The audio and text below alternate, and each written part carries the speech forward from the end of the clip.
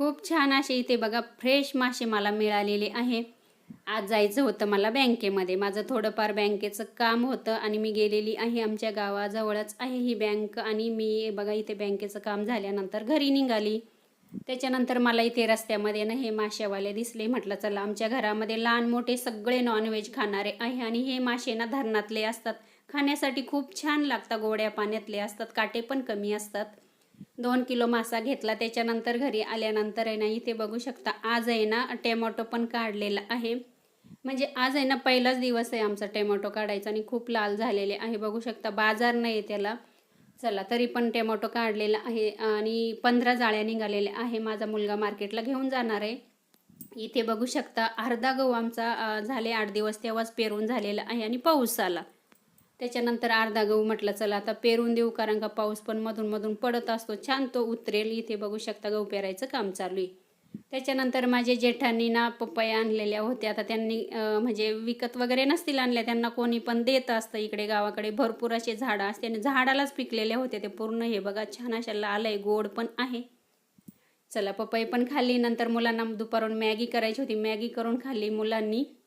त्याच्यानंतर आहे ना इथे बघा मी चहा वगैरे ठेवलेला आहे. आत्या बसलेल्या आहे आणि माझ्या ननंदबाई आलेल्या आहे. आता ते इथून येत जात असतात आणि भाऊ पण आहे, म्हणजे माझे नंदाई भाऊ पण आहे. चला मी त्यांच्यासाठी चहा वगैरे ठेवलेला आहे. आता इथे वाजलेले आहे 4 आणि आता इथे बघा आत्या आणि अक्कांचं मस्त बोलणं चालू आहे. आत्या बसलेले आहे आणि माझ्या ननंदबाई पण आहे. थोड्या वेळ बसल्यानंतर गेल्या त्या.